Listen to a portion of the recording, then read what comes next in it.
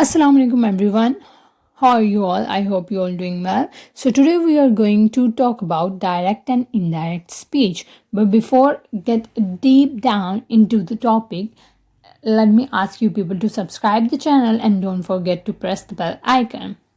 Okay, so let's start to discuss about what is direct and indirect speech. Basically, some people do talk about direct and indirect speech, just like direct and indirect narration. So, what does it mean? Basically, narration means to narrate something, to narrate ideas of some person to another, or to narrate anything. There could be a story, an incident, and so on. Okay, so a direct and indirect speech basically is known as your speech or your daily conversation. Okay, how do we talk to someone? But before doing that, I would like to ask you people to subscribe the channel and don't forget to press the bell icon so that you people will be getting all of our lectures, or we are having all lectures that can help you. Inshallah, I'll be uploading more and more lectures as well. So just stay tuned and stay focused. Okay, let's start the topic. Exactly. Now, what is direct and indirect speech? In English language, there are two ways of conveying what someone else has just said. Okay, now that could be in two ways. First one is direct speech, and the other one is indirect speech. Okay, now the very first idea that how you will converse in direct speech to another person. Okay, in direct speech, in direct way, we are going to just talk to a person. So here we are going to talk about the direct speech in the very first. Okay, whenever we do talk to someone directly, it means that there is no other party, there isn't any kind of third person, okay, with whom we are talking about something. For example, here we are having a one statement, and he said, I will be coming home tonight. Okay, here if you will see into the definition, that speech involves quoting the exact words uttered by the person within inverted commas or quotation marks. Here what Annie has just said is quoted in this quotation marks. Okay, so the first part Annie said is known as what? Reporting speech, and the other half part that is in inverted commas, it would be known as reported speech. Okay, here what is indirect speech? Now, indirect speech on the other hand does not have to be within quotes or reported word to word. In fact, unless one is relaying the exact words spoken, one should never use quotation marks. So here again we are having the second statement, that is, she said that she would be coming home that night. Okay, here remember we are not using inverted commas anymore, because here we are using the indirect method. Okay, so I hope that now the difference about conversing a person directly or indirectly must have been clear to you. All right, now question arises, how do we change direct speech to indirect speech? This is the basic thing where the students, they just blow out their heads sometimes. Okay, so the basic ideas that would be start from where to change the speeches, and how would we come to know about this point. So basically just remember one thing, when we are talking in present scenario, there won't be any changes, okay, that would be occur while we are converting one sentence to indirect way. Okay, but when we use reported speech, we are usually talking about the past.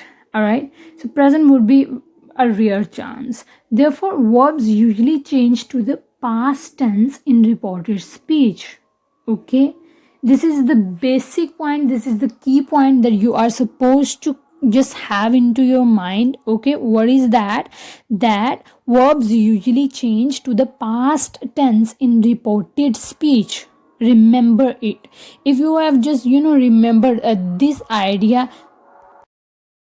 Now, what would be the things that are going to change in reported speech if we are having the verb of reporting speech in past tense?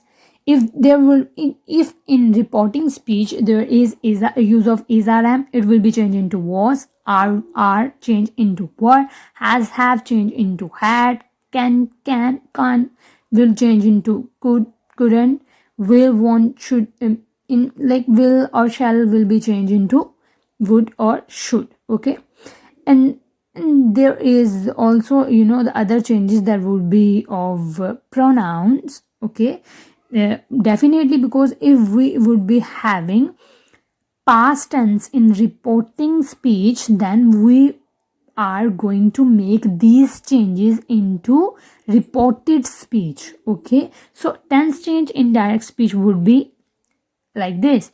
Present simple tense would be changed into past, present continuous tense would be changed into past continuous, present perfect tense into past perfect, present perfect continuous into past perfect continuous, past simple into past perfect, past continuous into past perfect, future simple will into future continuous will be, and future perfect will have into future perfect continuous.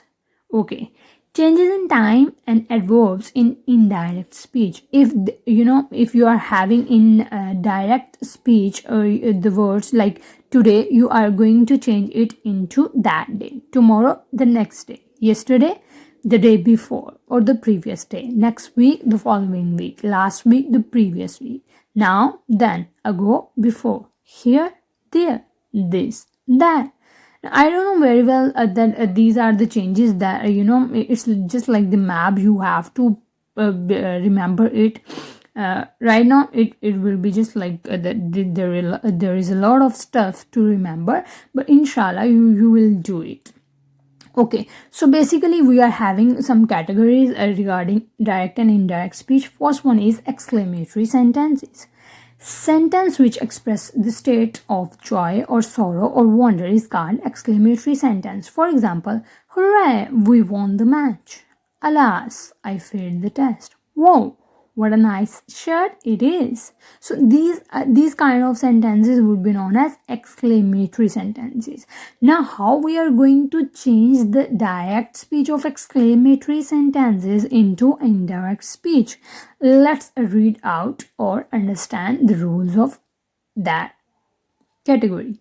To change such sentences, the words exclaimed with joy or exclaimed with sorrow or exclaimed with wonder is added in the reporting verb depending upon the nature of exclamatory sentence in direct speech. For example, here see, he said, hooray, I won a prize. Now, in indirect speech, what are the changes? He exclaimed with joy that he had won a prize, because right now in the previous scenario of the same video, we have learned that we are going to change past tense into past perfect. Okay, here I won a prize, that is past indefinite, and he had won a prize is past perfect. I hope it's clear to you now. She said, alas, I failed in exam. Okay, she exclaimed with sorrow that she had failed in exams. Okay, this is the same way it will be, and just going ahead.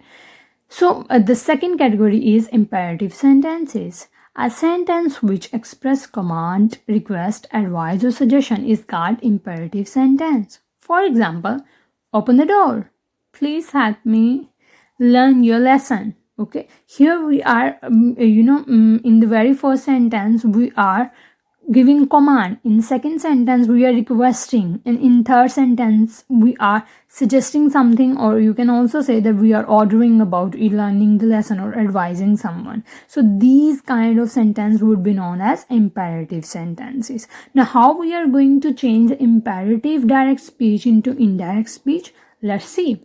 To change such sentences into direct speech, the word ordered or requested or advised or suggested or forbade or not to do is added in reporting verb depending upon the nature of imperative sentence. For example, direct speech. He said to me, please help me. He requested me to help him.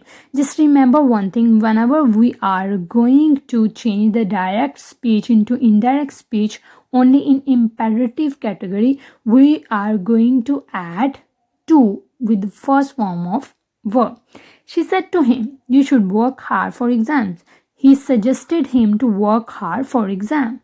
Okay, so in this way, the scenario will be just going on, and you must be doing the things the way you want to do in direct speech.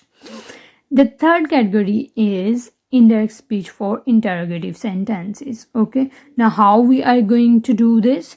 For changing interrogative things, question sentence into indirect speech, we have to observe the nature of questions and then change it into indirect speech according to its rules for indirect speech. A question can be of two types. One type which can be answered in only yes or no, and the other type which needs a little bit explanation for its answer and cannot be answered in only yes or no. For example, obviously there would be different rules as well, but how we are going to do it? Okay, if we are having direct speech, see, they said to me, do you go to school? They asked me if I had gone to school. Okay, now the third category is definitely some kind of difficult. You have to change it and mold it into a totally simple form, and here you are going to just test yourself the what you have learned actually.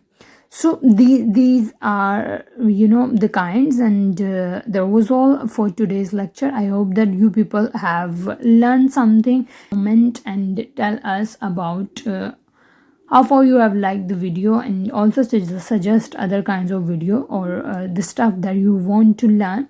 Inshallah, we'll be making videos for you people on daily basis. Your support is very necessary in this way, so just keep watching the stuff, keep subscribing. Thank you.